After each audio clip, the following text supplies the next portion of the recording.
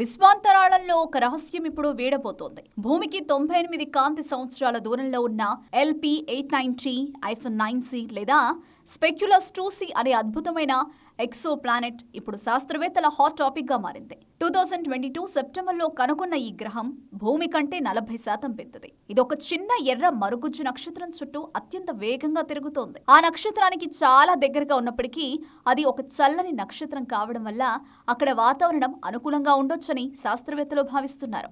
కానీ ఇక్కడే అసలైన చిక్కుముడి ఉంది. ఈ గ్రహం దాని నక్షత్రం హాబిటబుల్ జోన్ లోపలే అంచున ఉంది.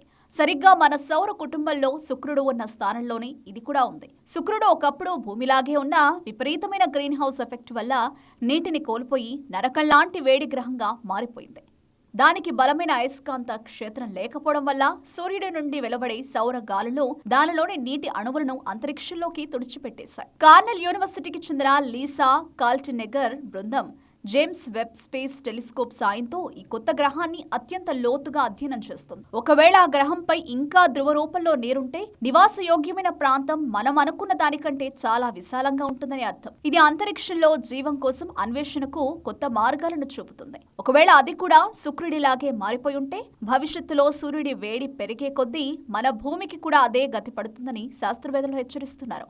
నక్షత్రాల కాంతి పెరిగే కొద్దీ రాతి గ్రహాలు ఎలా పరిణామం చెందుతాయో తెలుసుకోవడానికి ఈ గ్రహం ఒక లైవ్ మోడల్లా పనిచేయబోతోంది. మన భూమి మనుగడను అర్థం చేసుకోవడానికి, భవిష్యత్తు విపత్తుల నుండి కాపాడుకోవడానికి ఈ అంతరిక్ష ప్రయాణం అత్యంత కీలకం కానుంది.